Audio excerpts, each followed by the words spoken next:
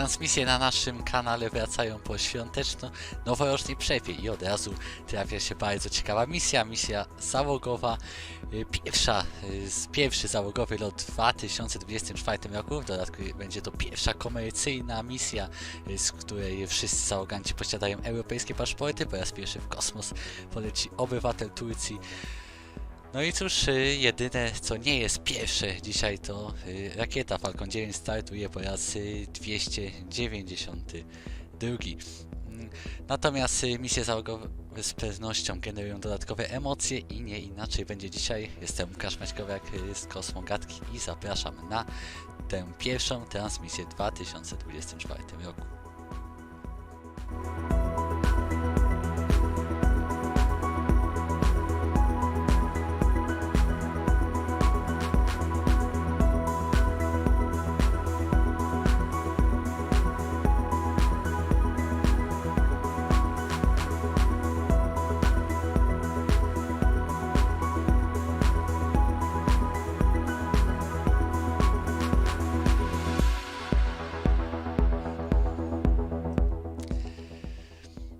Tak, witamy ponownie. Rozpoczynamy dzisiejszą transmisję. Misja Axiom Mission Free, czy też w skrócie Ax-3. Misja załogowa, prywatna misja na Międzynarodową Stację Kosmiczną. Dzisiaj w kosmos leci 4 astronautów. Jeden obywatel Turcji, jeden obywatel Szwecji, Włoch i Michael Lopez Algeria, który posiada podwójne obywatelstwo hiszpańskie i amerykańskie. Taką dzisiaj mamy misję. Tak jest, do startu zostały jeszcze 54 minuty. Przypominam, misja wynosi Rakieta Falcon 9 od SpaceX, czyli aktualnie najpopularniejsza rakieta na rynku. Jest to, jeśli się nie mylę, 12. misja załogowa Falcona 9. Do tej pory właśnie oprócz dwóch wcześniejszych misji organizowanych właściwie przez firmę Axiom Space, wykonała ona także 7 regularnych wymian astronautów na Międzynarodowej Stacji Kosmicznej, oczywiście tą pierwszą misję demonstracyjną, a także misję Inspiration 4, czyli tą również misję komercyjną, natomiast nie na Międzynarodową Stację Kosmiczną, tylko na orbitę okołoziemską. Pamiętam, po kilku dniach kapsuła wraz z 4, można powiedzieć, kosmicznymi turystami wróciła na Ziemię. Tak, dzisiaj będziemy się przyglądali misji Ax-3. Zobaczmy, co działo się wcześniej, kiedy nie spoglądaliśmy jeszcze na platformę LC39A na Florydzie, skąd dzisiejszy start się odbędzie. Tu mamy przedstawienie załogi tej misji. Michael Lopez Algeria, Walter Villaday. Tutaj ciekawe sprawa hobby astronautów widzimy na dole. Alper Geza, Rapszci, Markus Band to załoga dzisiejszej misji. Jeszcze ją sobie omówimy i tu mamy momenty, kiedy to 4 astronautów, dzisiaj wszyscy przedstawiciele płci męskiej, jadą w kierunku platformy startowej, oczywiście samochodami marki Tesla.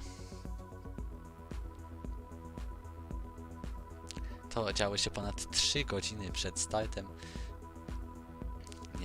Też nie mogliśmy tego oglądać na żywo.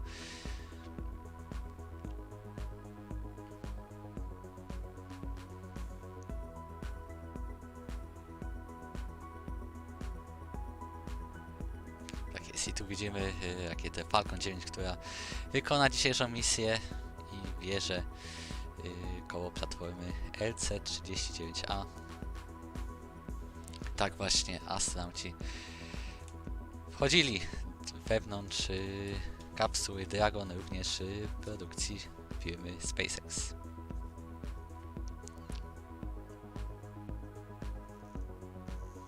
No i tu mamy zamykanie włazu do kapsuły Dragon. To się działo, jak widzimy, niespełna 2 godziny przed startem. Zobaczmy, co w tej chwili dzieje się.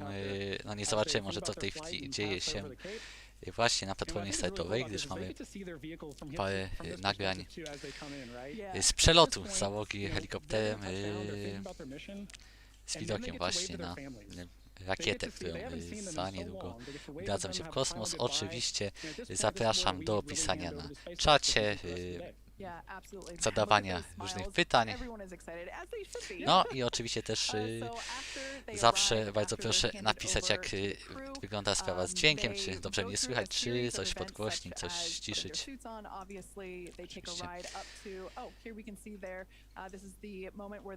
No i dziękuję wszystkim, którzy przybyli na dzisiejszą transmisję. No, widzimy jeszcze raz to, co przed chwilą włączyłem.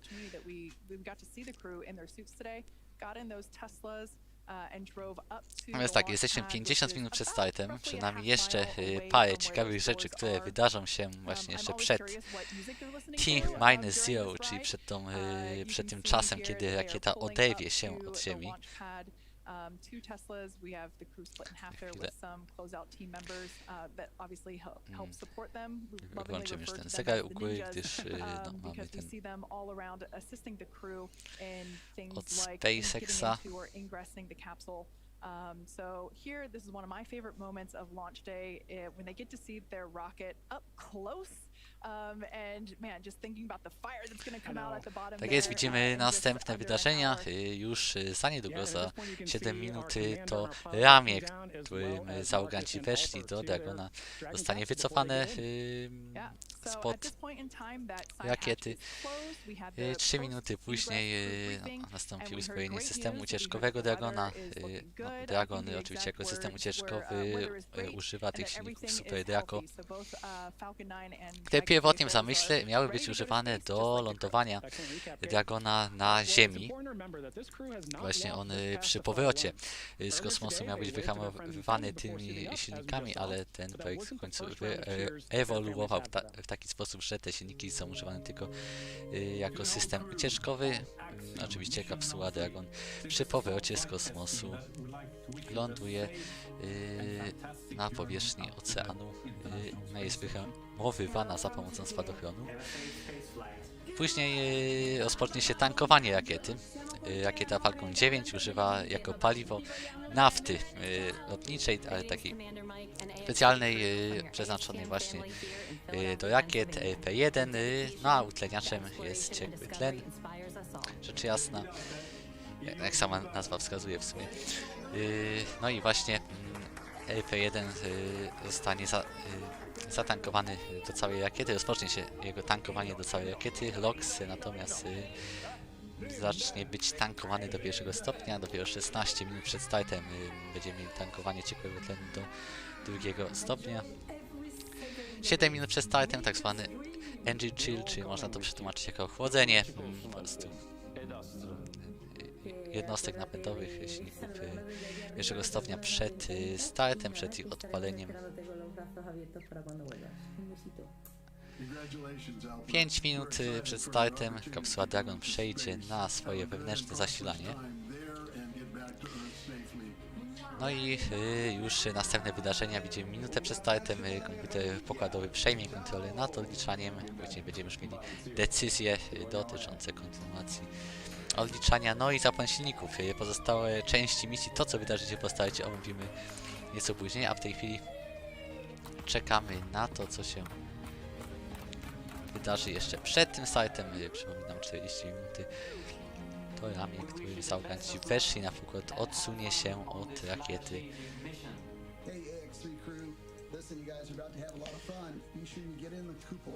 Tak, dzisiaj pierwszy stream od 22 grudnia. Prawie miesiąc minął. No, liczyłem, że ta przerwa będzie nieco krótsza, aczkolwiek właśnie tak jak no, można było się spodziewać, niestety chcieliśmy czekać na tę misję Axiom Mission Free, aby wznowić nasze transmisje. Natomiast już jutro czeka nas kolejne, zatem rozpędzamy się po tej przerwie. Też nie tylko oczywiście na kanale Kosmogatki.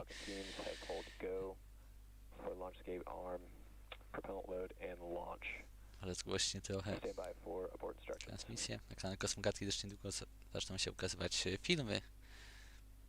T-minus 45 minutes. Jeszcze zapraszam do śledzenia. Both control rooms go into lockdown and remain in that state until the launchscape system is disarmed. All operators are to remain at their console and maintain a sterile cockpit until MD confirms successful disarming of launchscape system following orbit insertion or propellant offload in the event of a scrub. For non-urgent no-go conditions, brief the CE or LD and they will approve aborting the countdown. For urgent issues affecting the safety of the operation, operators shall call hold on the countdown net. Launch control will abort the launch auto sequence immediately. Spokojnie, nie bójcie się, to nie. Oczywiście usłyszeliśmy hold, ale oczywiście mamy tutaj do czynienia z instrukcjami przekazywanymi przez kontrolę misji. Odliczanie jest kontynuowane. Marcin się pyta, co będzie pierwsze, czy udany lot orbitalny Starshipa, czy załogowy lot Starlinera. Załogowy lot Starlinera jest planowany w tej chwili na kwiecień. Wiadomo, że może to ulec przesunięciu, no ciężkie pytanie. Myślę, że następny lot Starshipa mimo wszystko odbędzie się wcześniej niż ten pierwszy lot Starlinera, natomiast czy Starship z powodzeniem poleci na orbitę, nie wiem. Tak, słyszymy, że wszystko jest gotowe do tankowania rakiety, natomiast jeszcze wracając do tego pytania, no bardzo ciężkie. Ciężko odpowiedzieć, ale ja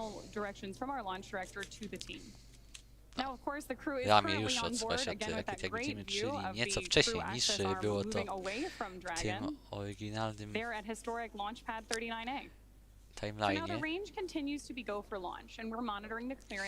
Natomiast ja niech będzie obstawię, że jeszcze ten następny lot Starshipa jeszcze nie zakończy się pełnym sukcesem, jeszcze Starship nie doleci na orbitę. No a może wreszcie Starliner dotrzyma terminu i Starliner z załogą poleci jako pierwszy, więc niech tak obstawię. Dlaczego astronauci SpaceX ruszają do noszenia PGL-owskich kaloszy? Cóż, taka wizja Ilona Muska. The crew access arm is now moved out of the way. It is in its launch configuration. This is one of the Jeszcze kilka słów na temat naszej ostatniej transmisji. 22 grudnia właśnie transmitowaliśmy start Alfy, takiej lekkiej rakiety od amerykańskiej firmy Firefly Aerospace. Rozstawaliśmy się właśnie w atmosferze sukcesu. Natomiast jeszcze po zakończeniu naszej transmisji rakieta miała odpalić po raz drugi silnik drugiego stopnia. No i niestety to się nie udało.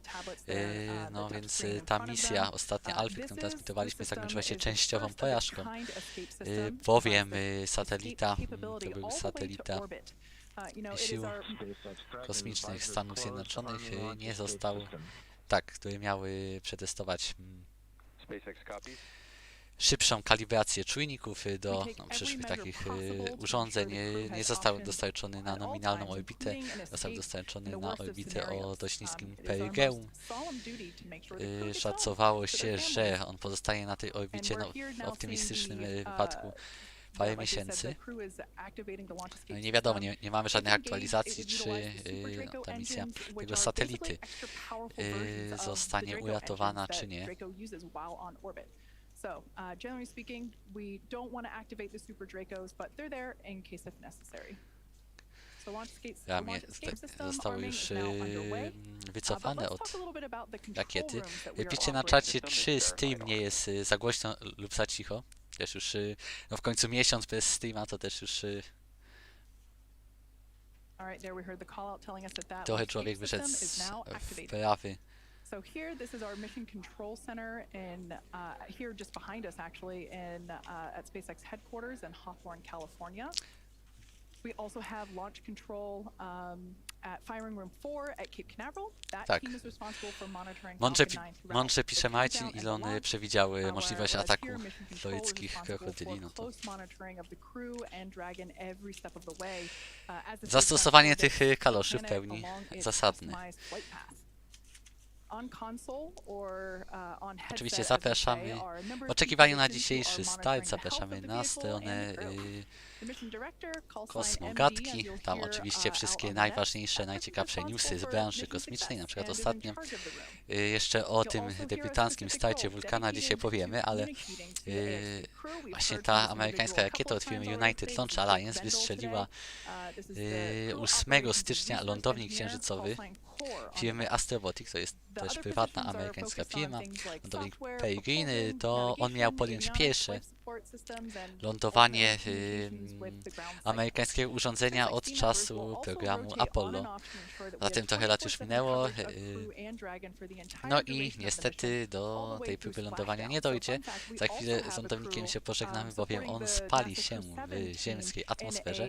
Natomiast wracając do początku, już w dzień startu firma Astrobotic poinformowała o anomalii takiej, że lądownik nie obrócił się we właściwym kierunku w stronę Słońca, przez co światło słoneczne nie docierało do paneli, przez co bateria nie mogła się odpowiednio naładować. No i niestety koniec końców wnioski są takie, że w związku z zepsutym zaworem pomiędzy zbiornikiem helu a zbiornikiem tlenu, zbiornik tlenu no niestety został rozerwany przez zbyt wysokie ciśnienie. No paliwo przez długi czas wyciekało ze zbiornika, no i w takim wypadku nie ma mowy o podjęciu próby lądowania. Mało tego, właśnie przez to wyciekające paliwo lądownik troszkę spowolnił swój lot, przez co no, miał on jeszcze raz okrążyć Ziemię, ale to się nie uda, zahaczy o ziemską atmosferę. Z tego co czytałem, spali się w atmosferze gdzieś w okolicach Vanuatu. Marcin pisze, że jest idealnie, bardzo się cieszę, że tak udało się dzisiaj trafić. Tak, to oczywiście więcej przeczytacie na stronie Kosmogatki. Tam oczywiście staramy się przekazywać Wam najciekawsze newsy z branży kosmicznej, więc gorąco polecam po tym streamie. Let's take a look at what the ascent portion of today's mission will look like.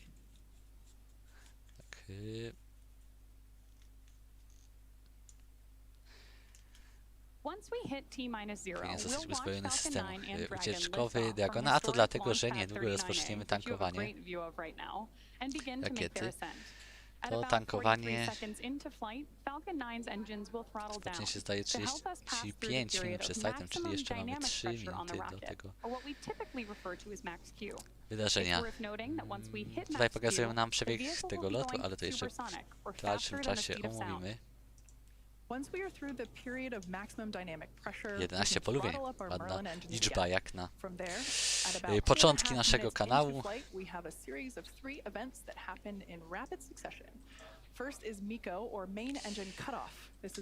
No i skoro jesteśmy przy amerykańskim lądowaniach na Księżycu, oczywiście news też z ostatnich dni, czyli opóźnienie jeśli chodzi o program Artemis, czyli program, który ma doprowadzić do tego, że ludzkość wróci na Księżyc. No kiedy? No ta data się ciągle przesuwa. Niedawno została ona przesunięta na wrzesień 2026.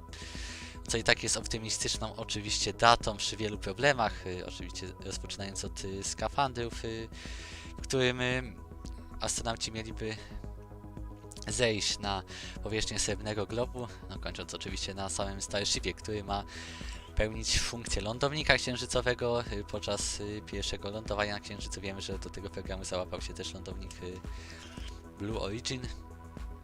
Zatem i tak ta data wrzesień 2026 jest może nie tyle co bardzo optymistyczna, co mało realna po prostu. Natomiast misja Artemis 2, tam też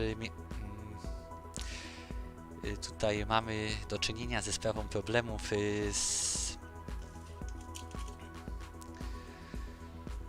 z Orionem,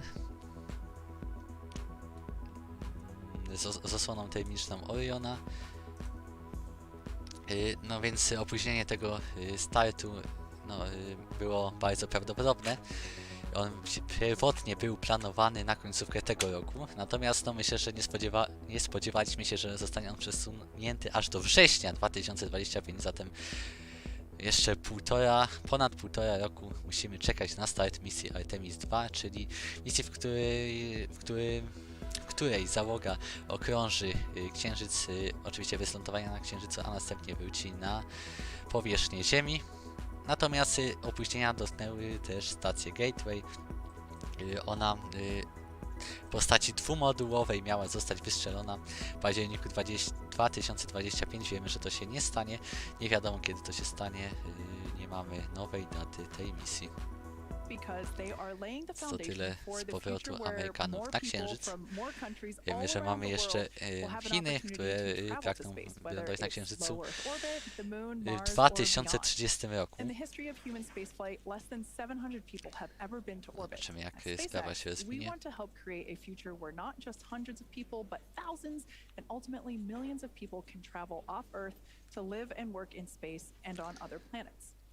Last year, we flew 6 Dragon missions. This year, we could launch up to 8 Za chwilę missions, powinno including 5 or rozpocząć 6 się human tankowanie. spaceflight missions, and that's only going to... Tak, to w większości All right, zbiorników right now, we just rakiety heard to the się call. właśnie Falcon rozpoczęło. 9 has begun loading its propellants, liquid oxygen, and RP-1 rocket grade kerosene. So good news there. As I was saying, this year that could include 5 or 6 human spaceflight missions, and that's only going to increase in the future. Thus far, we've only launched crew missions from Launch Complex 39A, which is what you Widzimy see kapsułę on your Dragon, screen now. trzeci However, lot to tej support our kapsuły, ona growing została manifest nazwana of Dragon Freedom, missions, we've recently made some new upgrades to our other Florida launch pad, czyli Space Launch Complex wolność. 40, which you see there with a brand new crew access arm being lifted. We're on our way to having 2 launch pads capable of supporting Tak, human spaceflight to missions, mówiliśmy już meaning o we'll have more wystrzeleniu lądownika opportunities to Peregrine fly i później people on Dragon problemami to orbit.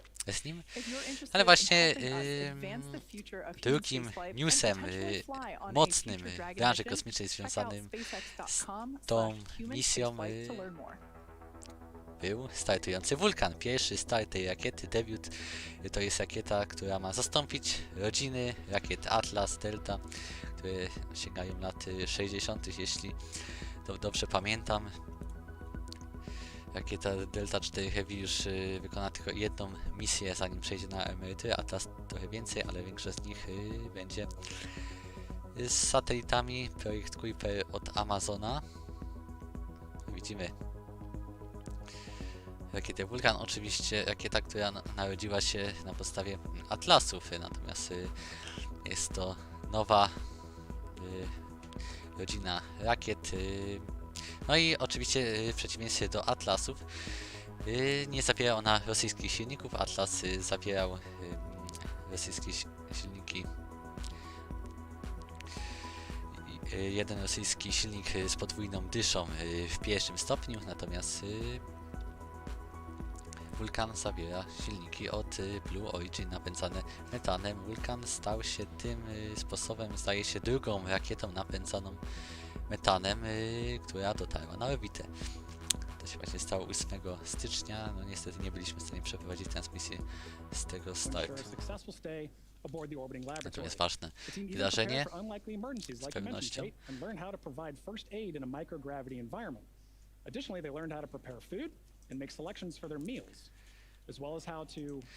Natomiast na naszej grupie, na rakietawce, oczywiście jeżeli ktoś jeszcze na niej nie jest, to zapraszam do dołączenia.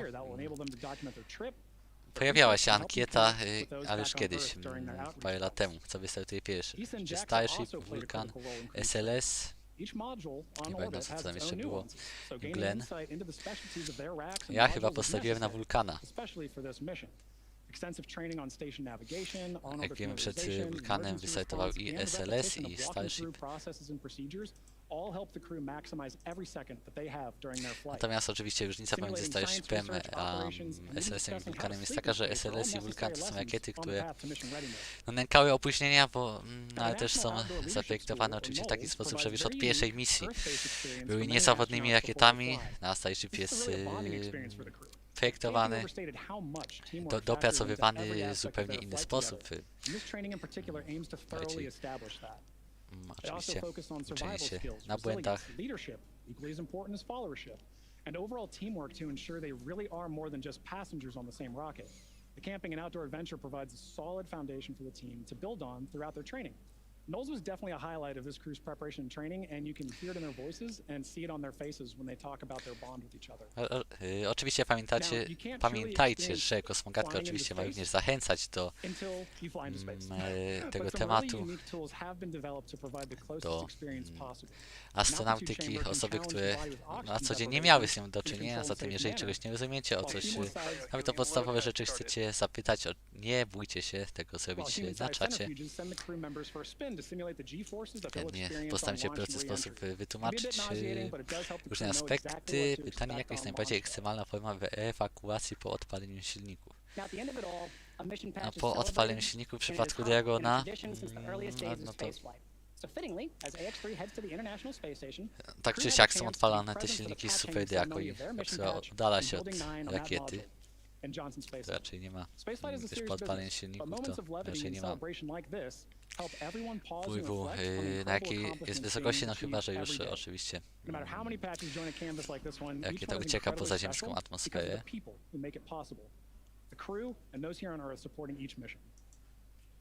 So now for more on each crew member's portfolio, we're going to send you out to the Kennedy Space Center with Sonia Gavankar-McKay, the Axiom Space Director of Digital Strategy, who is joined by Axiom's Chief Scientist. A jeśli chodzi o wahadłowce, building on the success from Ax-1 and 2, now 3 has over 30 experiments and some of them returning customers. To myślę, że z naszego zespołu największym ekspertem w tym temacie jest Marcin, też tam na kosmogatce pojawił się, no już dawno temu, bardzo ciekawy artykuł właśnie o wahadłowcach, o tym, o planie, według którego miały one startować z bazy sił kosmicznych w Vandenberg w Kalifornii, który ostatecznie nie doszedł do skutku.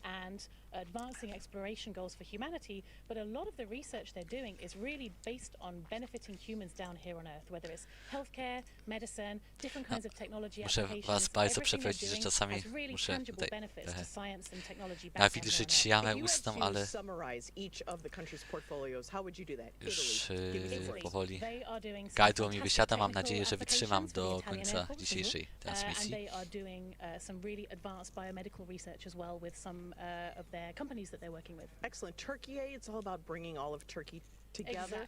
Exactly. Turkey has a truly national portfolio. They have everyone across the country getting involved, from researchers at universities all the way down to school children. ESA and Sweden, what's their portfolio looking like? ESA has a very strong focus on research for advancing technology for exploration. So they have lots and lots of really cool technology demonstrations that are going to help human exploration in space in future. And tech demos as well. Do you as chief scientist, is that skoro mamy tutaj gadające panie, to teraz jeszcze inna ciekawa sprawa.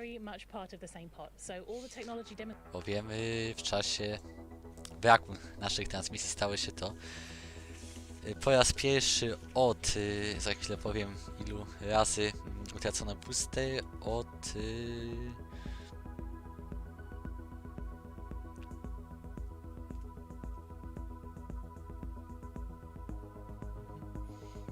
od 181 startów po raz pierwszy niestety nie udał się odzysk boostera rakiety Falcon 9. Może samo lądowanie się udało, ale 27 grudnia podczas misji Starlink booster B1058, który zresztą był najbardziej doświadczony we flocie SpaceX, pobił rekord 19 lotów.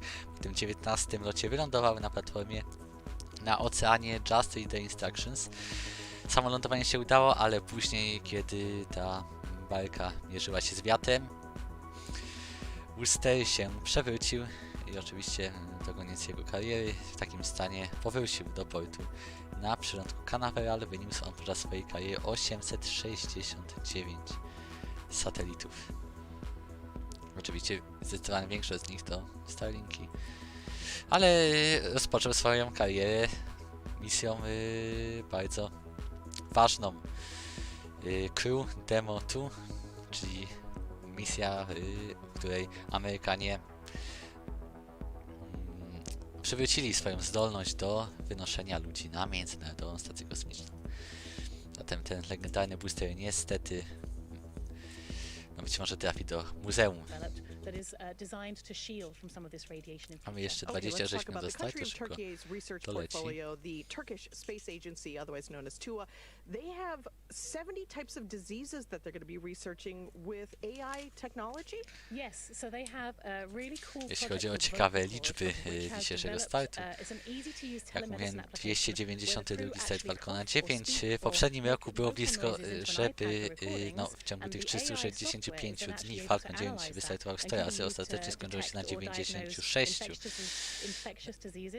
Zabrakło 4 startów do tej magicznej granicy 100. No, myślę, że w tym roku będzie łatwiej o pobicie tego rekordu, zwłaszcza, że częstotliwość startów Falcona 9 nieustannie rośnie. Jest to 306. misja SpaceX. No i oczywiście booster rakiety, czyli pierwszy stopień dolny, zostanie przeprowadzona próba jego odzysku. To będzie 276. próba odzysku boostera rakiety Falcon 9. Niesamowite.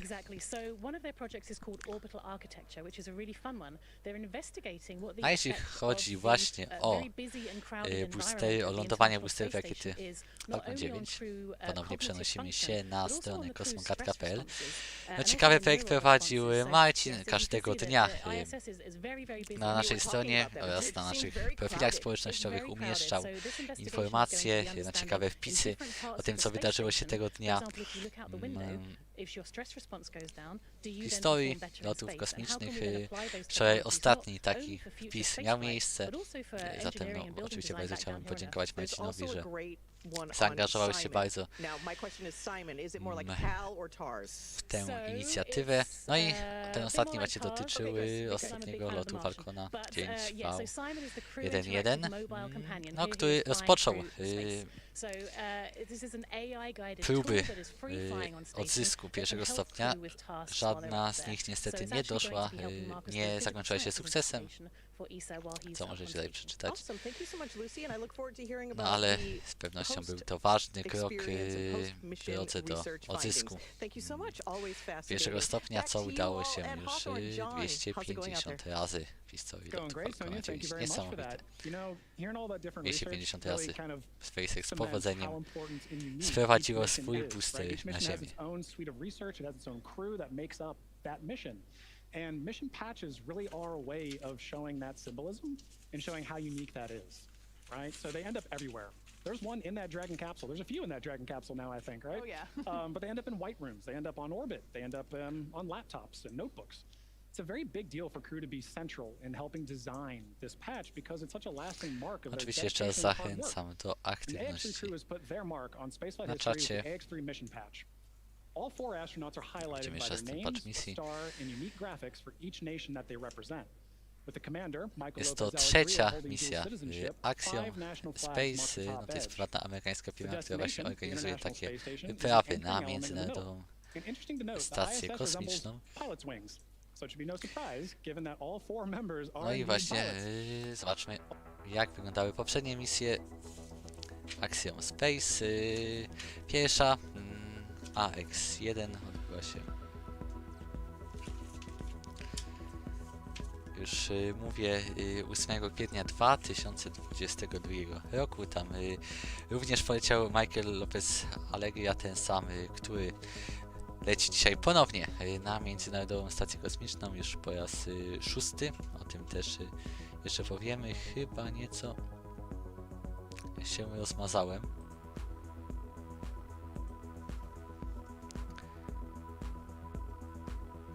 Troszkę. Tak, no i podczas tego lotu oprócz niego w kosmos poleciał również jeden obywatel Stanów Zjednoczonych, Kanady i Izraela. No i później mieliśmy misję Ax-3, to było 21 maja 2023 roku. My tam mieliśmy połowę załogi amerykańskiej i połowę z Arabii Saudyjskiej, w tym pierwsza kobieta z tego państwa, która udała się w kosmos, Ryana Barnawi. No cóż, tak. Jak wiemy, Arabia Saudyjska jest państwem, które szalenie respektuje prawa kobiet, zatem no, to oczywiste, że przedstawicielka płci żeńskiej w kosmosie z tego państwa była naturalnym krokiem. Those two teams just on your screen there, those are two of the many that work together. So to help facilitate that comm, Axiom Space is connected with an entire network of participants through MCCA in Houston, our mission control center at Axiom headquarters. That's what you see on the right there. Kolejne etapy From tankowania. SpaceX, NASA and other international space agencies and researchers, we can talk together. Sprawdzę, co jeszcze mamy dzisiaj przygotowane. Tak jest. Myślę, że najwyższy czas, żeby również omówić załogę dzisiejszej misji. Speaking of international, let's check back in with International Space Station Mission Control Center at NASA's Johnson Space Center. Courtney, how are things looking over there? Proszę bardzo, dzisiaj, jak mówiłem, pełni męska załoga. Pan po lewej stronie to jest Markus Wandt, jest to pierwszy astronauta, który leci właśnie komercyjną misją firmy Axiom Space, który kupiła Europejska Agencja Kosmiczna. Podobnie przypomnijmy, w kosmos ma polecieć Polak Sławosz Uznański podczas przyszłych misji Axiom Space. Markus Wandt, 20 lat doświadczenia w szwedzkich siłach powietrznych. Zatem no, on jest generalnie w tej chwili rezerwowym astronautą Europejskiej Agencji Kosmicznej. Został wybrany w 2022 roku. Pełni dzisiaj rolę specjalisty misji. Później mamy właśnie Michaela Lopeza Alegrię, czyli tego rekordzistę dzisiejszego. 6. lot w kosmos. W przeszłości zaliczył 3 misje na promach kosmicznych STS-73, 92 i 113. Także leciał Sojuzem TMA-9, no i 5. start podczas tej pierwszej misji Axiom Ax-1. No i także wykonał parę spacerów kosmicznych poza pokładem stacji, przebywał 67 godzin. On oczywiście pełni rolę dowódcy dzisiejszego misji, posiada podwójne obywatelstwo amerykańskie i hiszpańskie.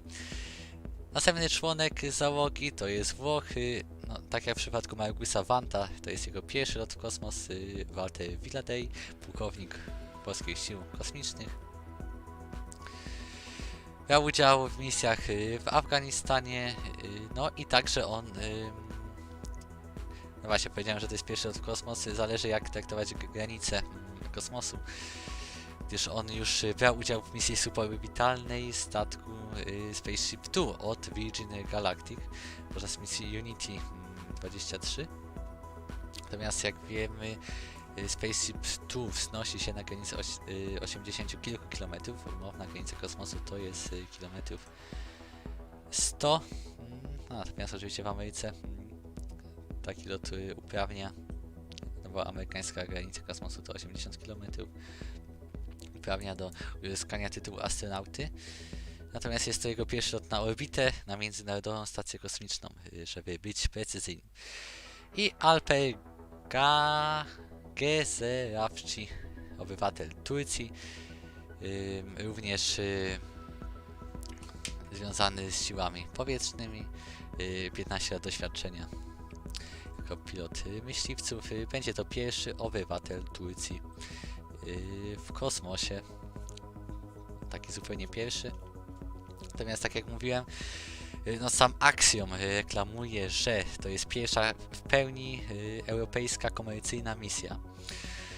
No, natomiast fakt jest taki, że no, w przypadku Markusa Wandta, Michaela Lopeza Allegri czy Waltera Villadeiego nie ma wątpliwości, bo oni posiadają obywatelstwa szwedzkie, hiszpańskie czy włoskie. Natomiast Alper Gezerafshi posiada obywatelstwo tureckie. Jak wiemy, Turcja, mała część Turcji jest w Europie, większa w Azji. Natomiast sam Alper Gezerafshi urodził się w miejscowości Mersin, to jest zdecydowanie w Azji, nie w Europie, no ale sam Axiom reklamuje, że to jest pierwsza w pełni europejska komercyjna misja na Międzynarodową Stację Kosmiczną. Zatem widzimy dzisiejszych załogantów wewnątrz kapsuły Dragon. Jeszcze 16 minut do startu.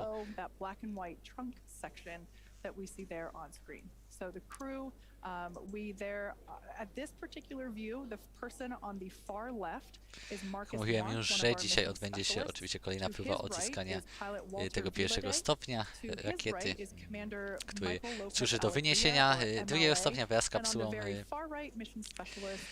ponad gęste warstwy atmosfery. W przypadku Falcona 9 ten pierwszy stopień wraca z powrotem na Ziemię i jest używany podczas kolejnych misji.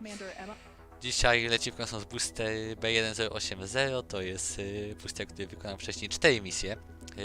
Jeśli chodzi o misję załogową, to jest naprawdę doświadczony booster. Rzadko się zdarza, aby booster właśnie Falcona jako 5. misję wykonywał lot załogowy.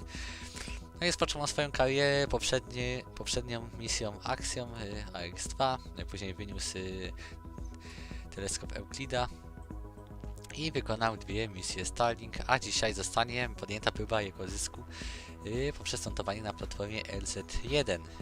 To też ciekawa sprawa, bowiem jak wiemy, a tu widzimy rozmowę z administratorem NASA Billem Nelsonem. Natomiast wracając do poprzedniego tematu, to jest o tyle ciekawa sprawa, że wcześniej podczas misji załogowych boostery lądowały na platformie na oceanie, na barce, natomiast właśnie od misji Ax-2, od tej poprzedniej misji Axiom,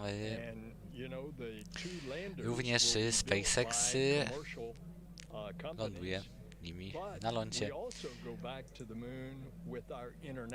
Właśnie po raz pierwszy podczas tamtej misji taki odzysk miał miejsce, oczywiście zakończył się on powodzeniem. Dzisiaj ponownie booster po misji załogowej wyląduje na platformie na lądzie, czyli wróci bardzo blisko miejsca startu.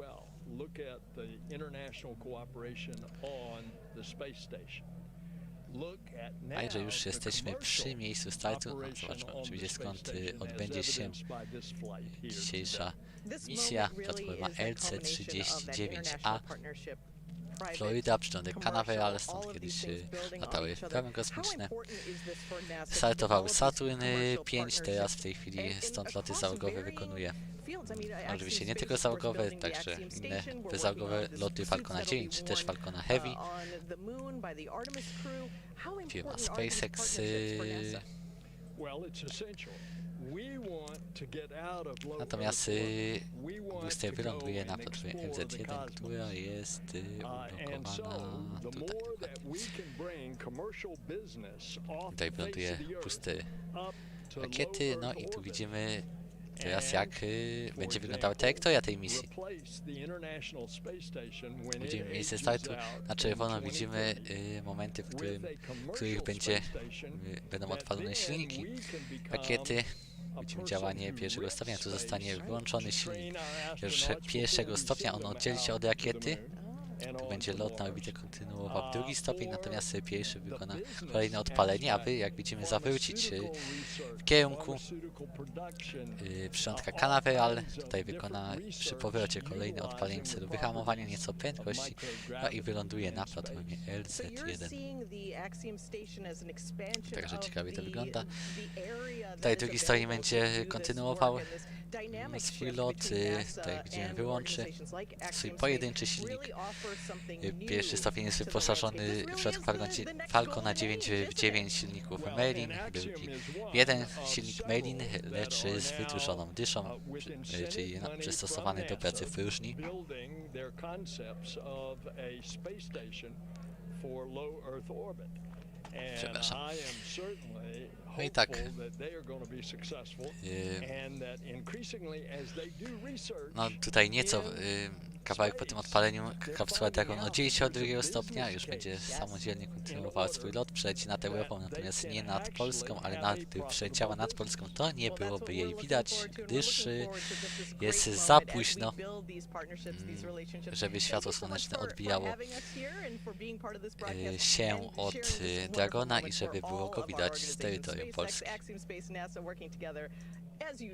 Oczywiście najważniejsze informacje z tej misji możecie także przeczytać na pasku na dole, który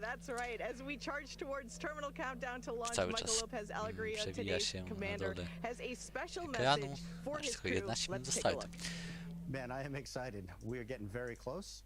As we get to these last few minutes, I want to make sure we take a second to thank the training teams that got us here, that prepared this very professional team of astronauts to go to the International Space Station on this very historic mission. First, the NASA teams, both at Johnson Space Center in Houston and at Marshall and Huntsville, Alabama. Then to our international partners, ESA at the European Astronaut Center in Cologne, Germany, and SCUBA near Tokyo in Japan. And the Axiom team, No to jeszcze kilka słów. Czy macie jakieś pytania na czasie? Niestety nie, niestety.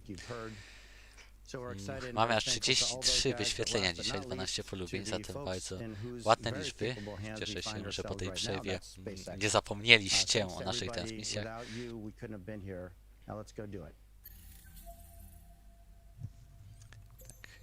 No to może jeszcze kilka słów o kapsule, której dzisiaj polecą astronauci. Jest to Dragon Freedom. To jest trzeci lot tej kapsuły. W tej chwili rekordzistą jest, zdaje się, Dragon Endeavour, który został wystrzelony podczas misji Crew Demo 2, to była ta pierwsza. Załogowa misja SpaceX ma za sobą 4 loty. To będzie trzeci lot Crew Dragon Freedom. Pierwszy lot odbył się w ramach misji SpaceX Crew 4. No, to było niedługo po ataku Rosji na Ukrainę, dlatego też zapewne tak też załoga tej misji postanowiła w taki sposób nazwać Dragona, bo taki przywilej ma załoga, która leci pierwszy raz daną kapsułą od SpaceX. A druga misja to właśnie ostatnia misja Axiom, Ax-2. No i dzisiaj Ax-3, trzecia misja tej kapsuły. If you're listening to this through an earpiece sitting in Hangar X and launch control or in Hawthorne and mission control, załogę, za you're on the chwilę team. engine chill. And the same is true of people who'll be sitting at those consoles and consoles just like them and mission control in Houston and the payload operations and integration center in Huntsville. Same is true for all the trainers that helped us get where we are today with the crew ready to launch. And of course the engineers, technicians, managers, and executives who over decades designed, assembled, and are now operating the most complex vehicle in the world that we have the privilege to go visit. Same is true for the visionaries who conceived and developed A już this 50 minut trwa amazing rocket that we're transmisja, sitting on and the zdążyłem się beautiful, nagadać incredible jeszcze capsule that we're póki sitting co in. mogę, zatem nie And jest if źle. you're in the rescue ops center, you guys are on the team, and of course, so are our friends and families who have given us their love and support from the very first step of this journey. And last but not least, the team at Axiom Space, the people who have poured their blood, sweat, and tears into this. To the 4 of us that are lucky enough to man the good ship Freedom at this point, are humbled to be on the team. We're grateful to our teammates, and we are go for launch. Plus ultra. Copy all, Mike. As we just tick through T-minus 8 minutes, I'll let you know you got a whole bunch of people rooting for you here and indeed all over the world. Godspeed, Axiom 3. Tak, jesteśmy w dalszym ciągu gotowi na dzisiejszy start, w którym rozpocznie się chłodzenie silników. Może teraz zobaczmy, co wydarzy się dzisiaj po starcie, podczas dzisiejszej misji. Really nice words there coming to us from Commander Michael Lopez Alegria. Zobaczmy, jak będzie wyglądał dzisiejszy profil lotu. Jak rozpocznie się chłodzenie silników. Engine chill has started. Just on time, that call out tells us that we are now flowing a little bit of the super chilled liquid oxygen through the engines, through those turbo pumps to help bring the temperature down of that hardware. This helps us to reduce any chance of thermal shock whenever the full flow of that super chilled liquid oxygen flows into the engines.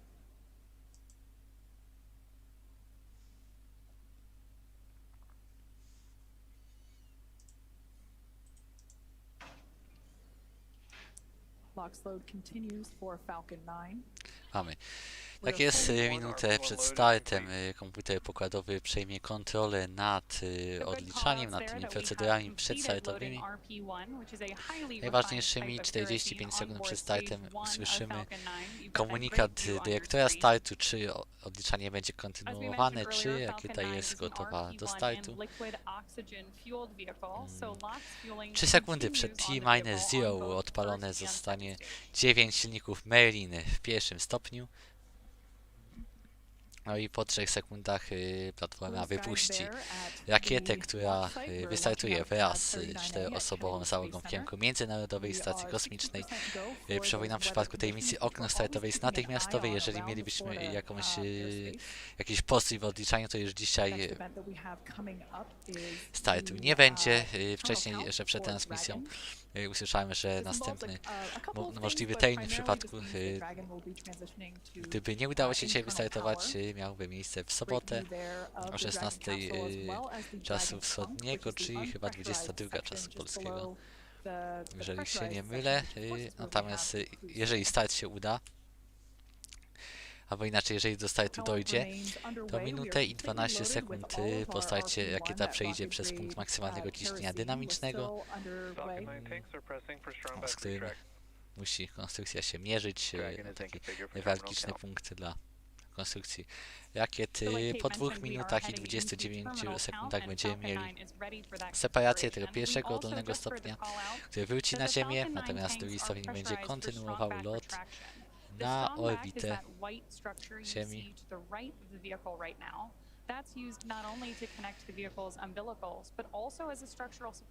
Tak, następnie pierwszy stopień ponownie odpali swoje silniki.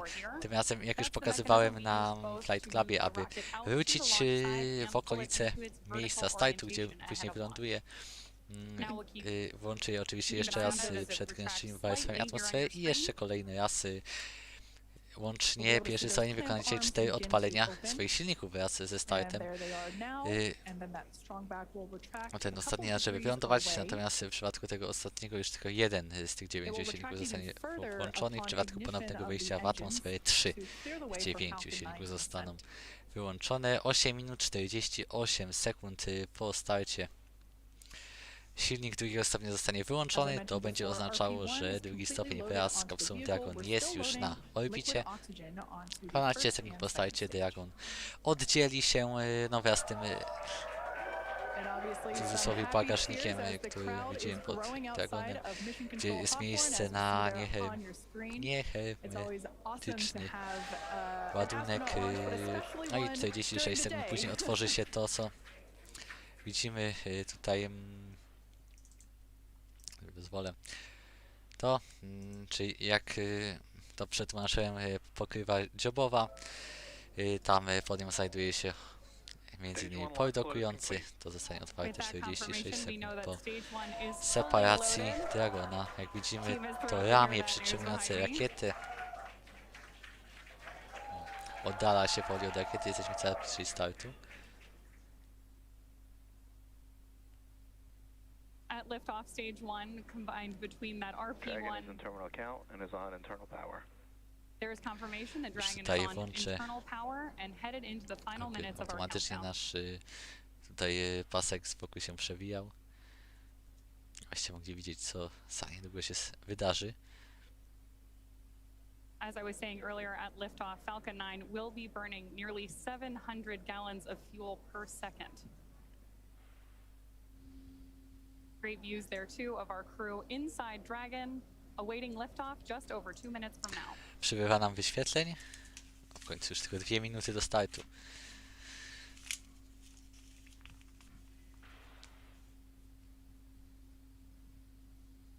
No tak, ogólnie jest to 14 orbitalny start w 2204 roku. 18 dzień roku, całkiem niezły wynik.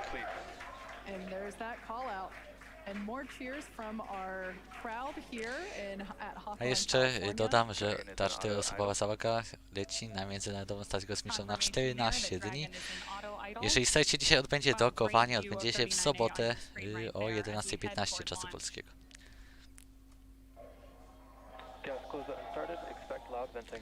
A oczywiście przypomina standardowa zmiana w przypadku regularnych misji na Międzynarodową Stację Kosmiczną trwa pół roku.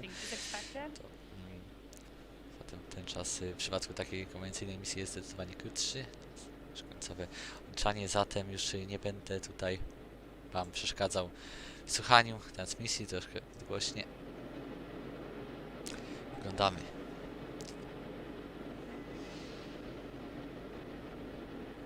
Falcon 9 is in startup. Takie decyzje dyrektora startu. Confirmation that Falcon 9 is in startup and Dragon is in countdown, which means that the vehicles are now controlling the final seconds as we lead up to liftoff. Możecie pisać na czacie, czy transmisja nie jest... Dragon, SpaceX, go for launch. And there's confirmation from our Jesteśmy flight gotowi na director. start. We are go for Możecie launch. pisać na czacie, czy transmisja nie jest za cicho lub za głośno. To tutaj podgłośniłem, żeby 30 seconds. wrażenia podczas startu były lepsze. No. To siedzę już cicho.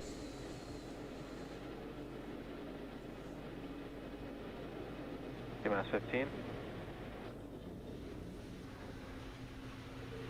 10, 9, 8, 7, 6, 5, 4, 3, 2, 1. Ignition. Engine full power. And liftoff. Lecimy.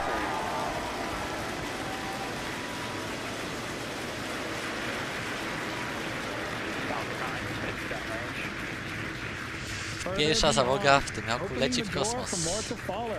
Godspeed Ax-3. Stage 1 propulsion is nominal.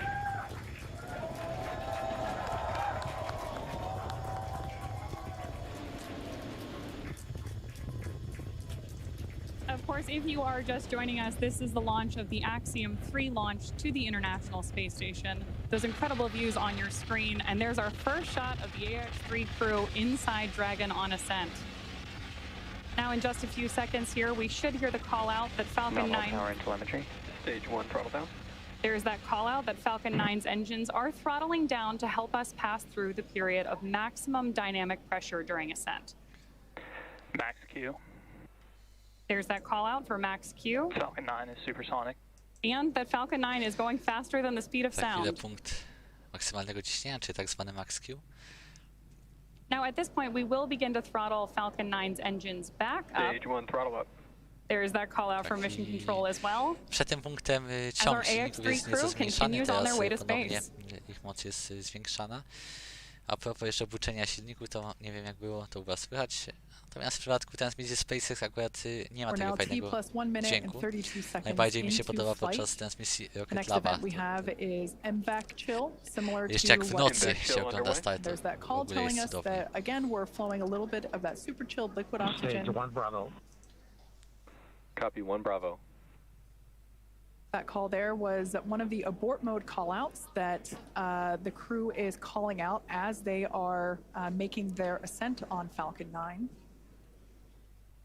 Now, we're less than 30 seconds or a few seconds away from 4 events that will happen in rapid succession. Main engine cutoff or Teraz MECO, czekamy na wyłączenie się silniku pierwszego stopnia. Jak już mówiłem, wróci na Ziemię, on oddzieli się następnie od drugiego. No i drugi silnik włączy swój silnik. Stage 1 throttle down. Melin z wydłużoną dyszą do pracy w próżni.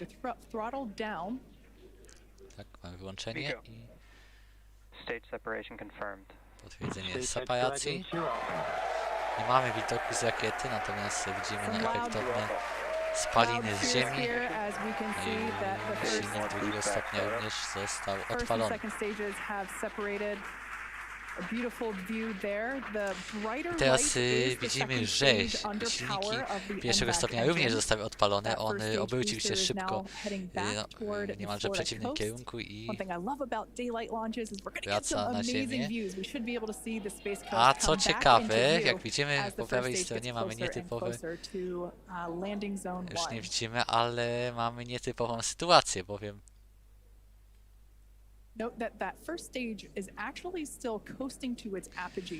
wokół dyszy, już to się oddzieliło, ale widzieliśmy przez pewien czas, bo przed odpaleniem się silnika drugiego stopnia wokół dyszy mieliśmy taką obręcz, która trzyma tą konstrukcję w odpowiednim kształcie. Ona nie oddzieliła się tak sprawnie jak zazwyczaj, zablokowało się na chwilę na dyszy drugiego stopnia, to jest nietypowa sytuacja, ale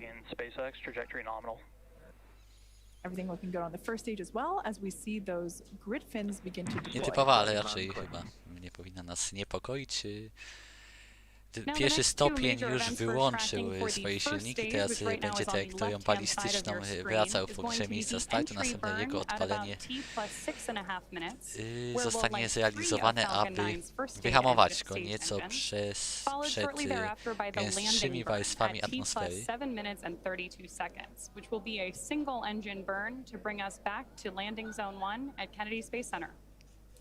Widzimy cały czas widok także na załogę w środku Dragona. And you can, of course, always keep an eye on their telemetry down in the bottom corner of your screen.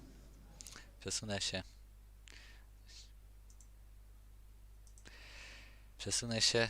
Dlaczego nie piszecie na czacie, że wam zasłaniam telemetrię pierwszego stopnia? Good callouts there that we continue on a nominal trajectory with Dragon.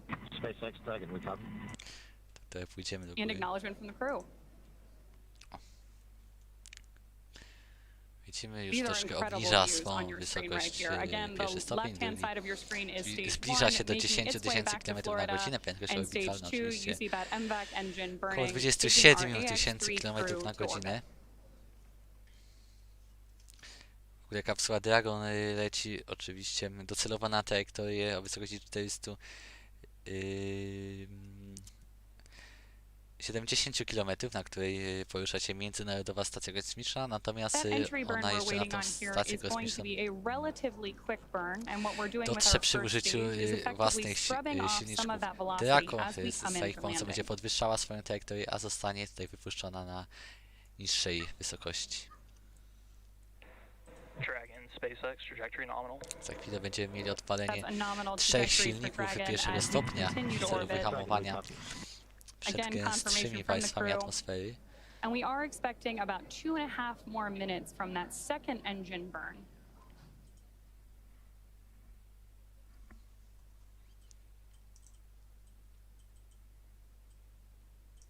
Stage 1 entry burn startup.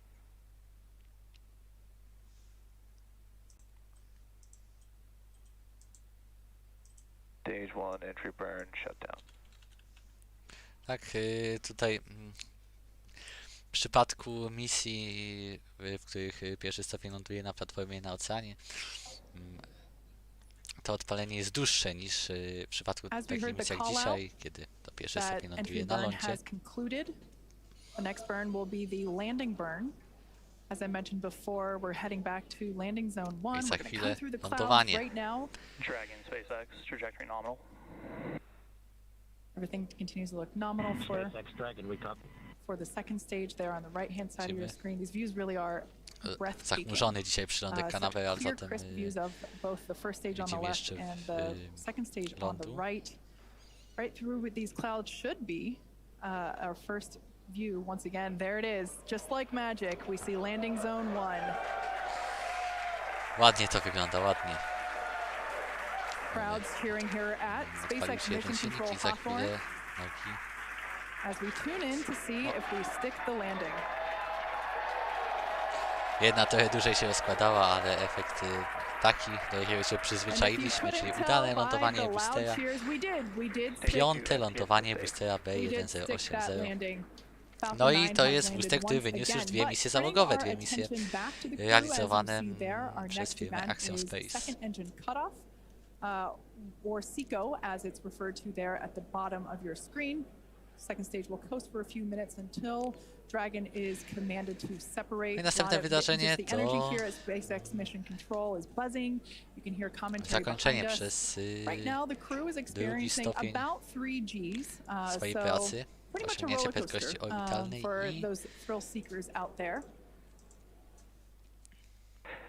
następne oddzielenie się kapsuły Dragon. And we are about 20 seconds away from that second engine telemetry, to cutoff. mogę wrócić na swoje miejsce. MLA will know this this feeling very well. This experience of going from now almost 4 Gs to Shannon. As another abort mode there being called out. Now standing by for second engine cutoff.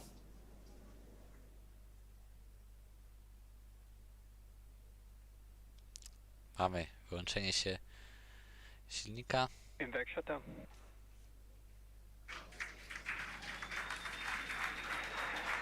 Dragon SpaceX, you're in a nominal orbit. I mamy potwierdzenie, że rakieta jest na nominalnej orbicie. Jak to mamy na czacie, to nie to samo jak za dzieciaka się oglądało lot wahadłowca. And the disarming of our launch escape system. That of course means that our Ax-3 crew is No może w getting przypadku their first Falconów tak, bo experience już here in akurat do microgravity. Falconów no, zdecydowanie zdążyliśmy się przyzwyczaić. 292 start Falcona 9. Right now, Dragon is performing a series of onboard checks to ensure Ale that jednak we're ready misja to załogowa begin actuating zawsze those Draco maneuvering wywołuje thrusters większe on board the emocje, vehicle. przynajmniej w moim przypadku.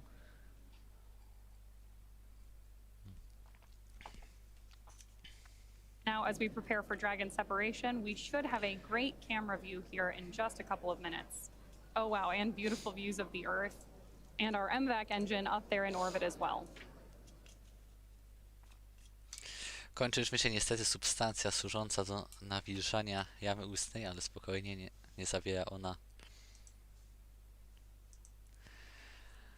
alkoholu, także nie bójcie się, natomiast na szczęście już powoli transmisja, znaczy nie na szczęście, ale transmisja już dobiega do końca, zatem chyba uda mi się dzisiaj wytrzymać gadając do Was przez ponad godzinę, ależ ładne widoki z tego stopnia przed chwilą. Wlatuje drugi stopień w tą zaciemnioną stronę Ziemi, w której też my się w tej chwili znajdujemy. More views there of our Ax-3 crew on board Dragon. No i za jakąś minutę właśnie kapsuła Dragon, w której zasiada ta czwórka astronautów, oddzieli się od drugiego We are now just stopnia. about 30 seconds away from that anticipated Dragon separation.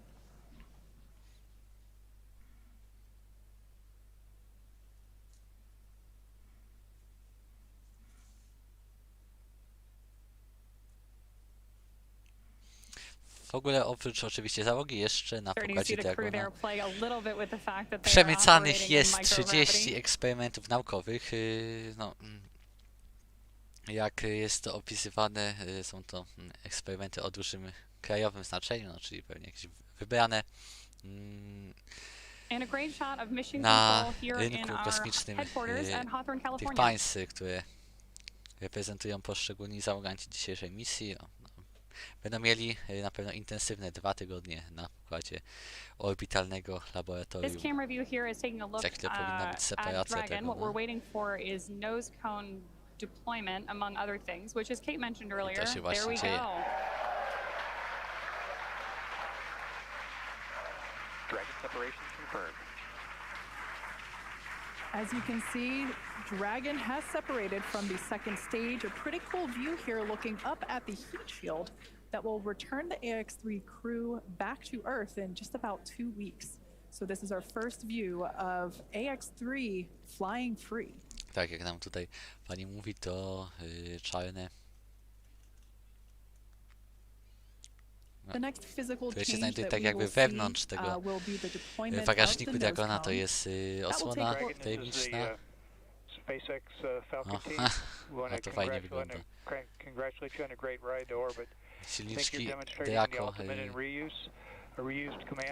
zadziałały, no. Ciekawy widok.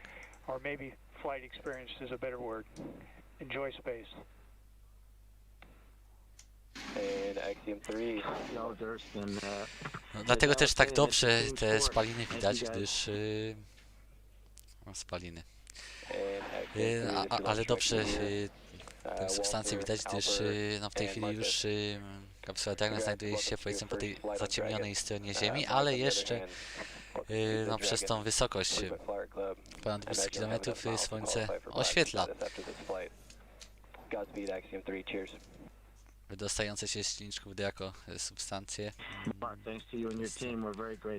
Tak efektownie widzieliśmy So some back and forth between the Ax-3 crew as well as Ax-3 Chief Engineer Bill Gerstenmayer, who oh, I heard the ping. That is our first Quindar tone of Ax-3. Fun fact.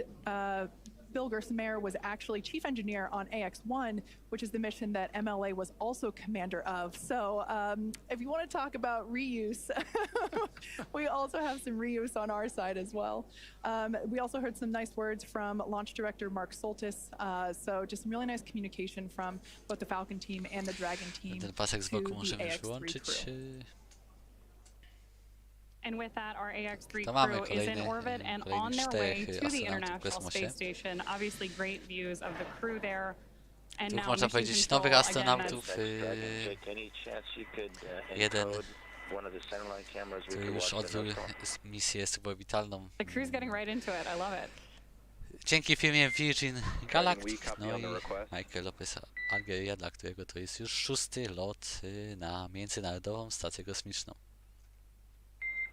And Dragon, we expect that will automatically happen in the state machine here imminently.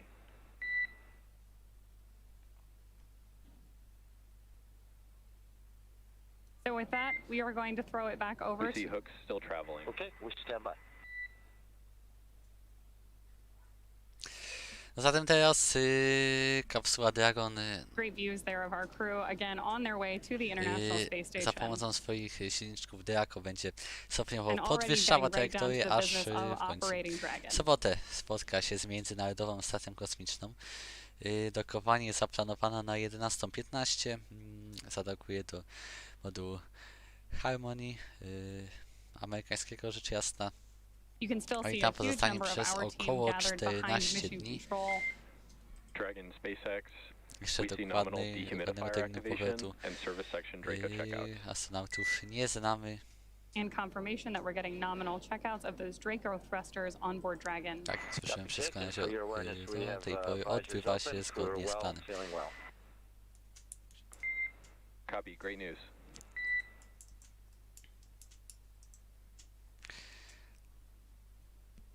Powoli oczywiście będziemy już zmierzali do końca z naszą transmisją, ale jeszcze zanim to jeszcze jedno zaproszenie na kosmogatkę, na stronę kosmogatka.pl. Oczywiście najważniejsze, najciekawsze wiadomości z branży kosmicznej. Mieliśmy niedawno również jeszcze misję wspólną Europejskiej Agencji Kosmicznej i Chin. Dość kontrowersyjna sprawa. Chiny za pomocą swojej rakiety wystrzeliły obserwatorium Ax-3. No więcej o tym obserwatorium możecie przeczytać oczywiście w artykule na naszej stronie, natomiast swój wkład w tę misję dość znaczący miała Europejska Agencja Kosmiczna, ona też otrzyma 10% danych z tego obserwatorium. To możecie pisać też, co sądzicie o takich misjach, o współpracy naukowej ograniczonej, ale jednak taka współpraca istnieje, Europejskiej Agencji Kosmicznej i Chin. Tak, więcej o tym możecie przeczytać na stronie kosmogatka.pl.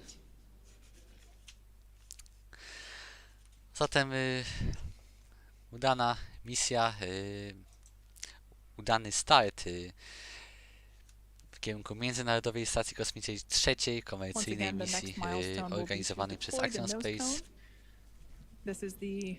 Mamy też pierwszego obywatela Turcji w kosmosie. No i powoli oczywiście będziemy zmierzać do końca, ale niedługo będę miał okazję przywitać się z Wami ponownie, bowiem następną transmisję planujemy już jutro. Natomiast nie ze startu, a z lądowania na Księżycu. Lądownik Slim japońskiej agencji kosmicznej będzie podejmował próbę lądowania na Księżycu. Rozpoczęcie transmisji planujemy na 15:40, natomiast no jeszcze w związku z tym, że jutro też będę miał intensywny dzień, to mogę trochę się spóźnić, aczkolwiek mam nadzieję, że o 15:40 wystartujemy z transmisją. I tak, jeżeli lądowanie się uda, Japonia stanie się 5. państwem po Indiach, Chinach, Stanach Zjednoczonych i Związku Radzieckim, który z powodzeniem wyląduje na powierzchni srebrnego globu. Natomiast w przypadku Slim lądowanie będzie nietypowe, gdyż wyląduje on na lekko nachylonym zboczu krateru. I przy lądowaniu, bo generalnie nogi, na których on ma osiąść na srebrnym globie, umieszczone są z boku lądownika. Tuż przed przyziemieniem lądownik obróci się na bok i wyląduje na boku. No, w przypadku takiego jeszcze nie mieliśmy do czynienia z takim lądowaniem, zatem no, oczywiście trzymamy kciuki za Japonię. No, w przypadku lądowań na Księżycu to już ostatnie dni i miesiące pokazały nam, że jest to bardzo ciężka sprawa, zatem no, trzymamy, no nie pozostaje nam nic innego jak trzymać kciuki, oby to lądowanie się udało. Ostatni lądownik Peregrine zepsuł się jeszcze w drodze na Księżyc, już jeszcze w dniu wystrzelenia, natomiast za to Indie z powodzeniem wylądowały na Księżycu. Może w ślady za Indiami pójdzie Japonia już jutro, zatem jutro będą się działy historyczne rzeczy. Zapraszam na kanał Kosmogatki. No cóż, no i niestety powoli będziemy zmierzać do końca. Dzisiaj udana misja Ax-3. Prywatna misja na Międzynarodową Stację Kosmiczną. Dokowanie, przypominam, w sobotę o 11:15. No i tak, dziękuję za oglądanie. Ponad godzina dzisiaj transmisji. No i mamy nadzieję, że do zobaczenia jutro. Zapraszajcie znajomych na następne transmisje. No i zapraszam na nasze media społecznościowe: Facebooka, Instagrama, Xa, no i na naszą stronę kosmogatka.pl. Cóż, ja nazywam się Łukasz Maćkowiak i jeszcze raz zapraszam na następne transmisje i życzę dobrej nocy.